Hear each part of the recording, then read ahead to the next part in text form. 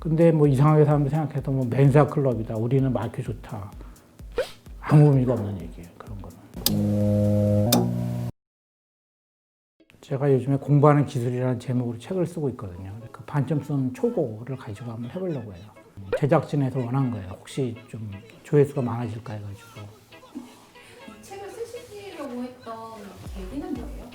출판사에서 쓰라 그래서요. 출판사에서 제가 이것저것에 관심이 많고 이것저것을 읽는 것 같다. 그리고 이렇게 학력이나 이런 걸 보니까 공부를 잘했던 것 같다.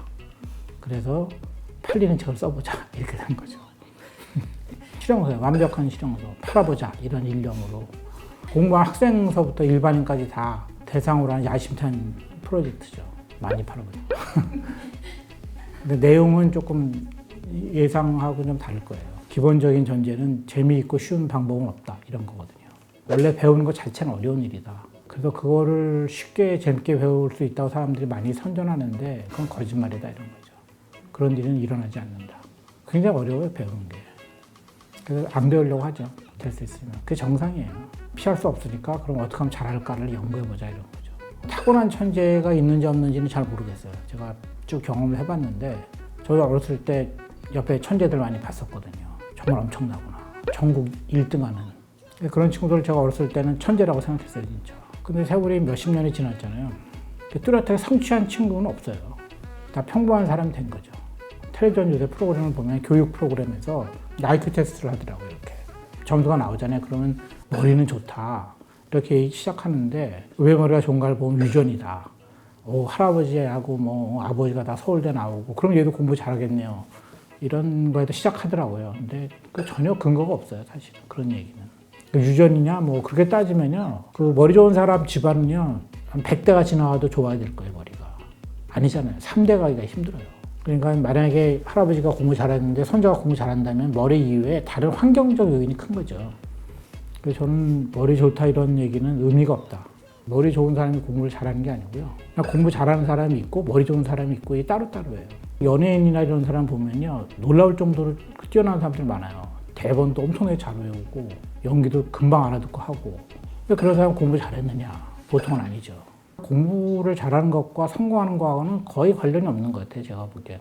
IQ가 좋으니까 공부를 잘할 것이다. 이런 건 전혀 근거가 없어요. 왜냐면 IQ라는 건요. 원래 개발될 때 그게 일종의 카트라인 같은 거예요. 이렇게 IQ가 낮으면 뭔가 지능에 문제가 있어서 특별히 관심을 가져야 된다든가 이런 걸 가르쳐 주는 것이지 110이 150보다 IQ가 훨씬 나쁘니까 공부하는 데 지장이 있겠다. 이런 건 전혀 얘기하고 있지 않아요. 그러니까 IQ가 두 자리다 막 이렇게 농담하잖아요 옛날에. 근데 그 IQ 두 자리가 아무 상관없어요. 사는데 공부하는데도 심지어는 박사를 따는데 아무 상관이 없어요. 근데 뭐 이상하게 사람들이 생각해도 뭐 멘사 클럽이다. 우리는 마이큐 좋다. 아무 의미가 없는 얘기예요. 그런 거는. 그건 완벽한 뻥이에요. 그런 건 전혀 관련이 없어요. 공부하고 IQ하고는 아무 관련이 없다. 그럼 뇌하고 관련이 있지 않을까? 관련이 있어 보이지만 그렇지 않아요. 실예가 있는데요. 제가 이제 얼마 전에 텔레비전을 봤는데 어떤 할아버지가 이제 지방에서 영어로 가이드 하는 거예요. 그 이제 지방 문화재에 대해서 외국인으로 막 설명해줘요. 그 할아버지가 영어를 배운 적이 없대요. 영어를 배운 적이 없다. 근데 영어를 어떻게 하느냐 이렇게 이제 여쭤보니까 영어를 혼자 하셨다는 거예요. 독학으로. 어떻게 하셨냐고 알아보니까 책을 갖다 놓고 무조건 베껴 쓴 거예요. 근데 그 노트가 엄청 많아요. 그러니까 그걸 몇 년을 베껴 썼다는 거예요. 그 말도 안 되는 거죠, 진짜. 근데 거기까지도 놀랍지만 더 놀라운 거는요. 그 할아버지의 뇌를 이제 촬영을 했어요. 뇌가 구멍이 이렇게 나 있는 거예요. 듬성듬성. 그래서 그 전문의가 이 정도 상태면 치매라는 거예요. 근데 이 할아버지는 치매 기운이 전혀 없어요. 뇌 구조상 구멍이 나 있어도 이 할아버지가 워낙 왕성하게 공부를 하시기 때문에 그 뇌의 그 뉴런을 연결하는 시냅스가 있잖아요. 그게 굉장히 활성화되어 있다는 거예요. 그래서 아무 지장이 없대요, 사는데. 그러니까 우리는 뇌 치매에 관해서 계속해서 이제 그 구멍을 어떻게 메워볼까, 안 생기게 해볼까 하는데 그게 아니라는 거죠. 얼마나 그 활성화됐냐, 뇌가. 이런 문제라는 거예요. 그래서 저는 이 사례가 굉장히 흥미롭다고 봐요. 타고나는 게 있겠죠. 우사인 볼트 같은 경우 100m 세계 기록 보유자인데 우사인 볼트가 저보다 잘 뛰게 타고났을 거예요. 그렇겠죠. 아무래도 뭐 근육이라든가 키라든가 여러 가지 면에서. 마이클 조단도 고등학교 때부터 잘했대요. 그 제가 이제 조단 다큐멘터리를 봤거든요. 엄청 재밌는데 거기 보니까 고등학교 때 잘했는데 엄청 잘하진 않았다.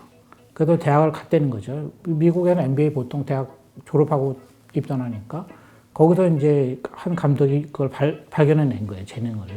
그래서 프로에 들어갔는데 처음부터 스포츠자가 아니었어요. 마이클 조던이 엄청나게 연습을 해요, 그러니까. 조던의 가장 큰 무기는 승부욕이라는 거예요.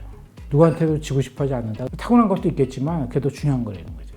그러니까 이 성공한다는 거는 굉장히 복합적인 요인이거든요. 근데 그 중에서 IQ가 차지하는 비중은 제가 보기엔 거의 없어요. 천재라는 거는 나중에 사람들이 이름을 붙여주는 거예요. 마치 뭐 노력 안 해도 되는 것처럼. 근데 그런 일은 세상에 없죠. 공짜가 없어요. 그러니까 아인슈타인 같은 경우도 그 고등학교 생활 기록부라고 하는 걸 보면요. 그 담임이 어떻게 써놨냐면 뭘 해도 안 된다 이렇게 써놨어요.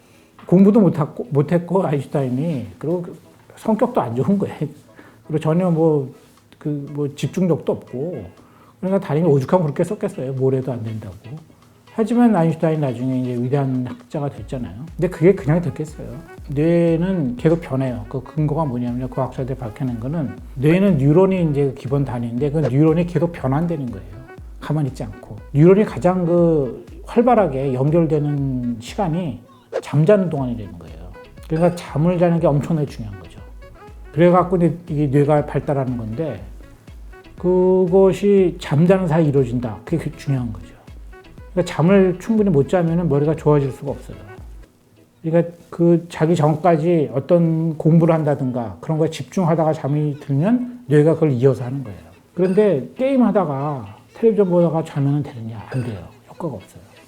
하다가 잠이 들면 뇌가 이어받아서 연구를 해요. 계속. 한마디로 얘기하자면. 그래도 이제 위대한 발견이 나오는 거죠. 머리가 좋다 이런 거는 아무 의미가 없어요. IQ가 높다, 어쩌라고 이렇게 되는 거죠.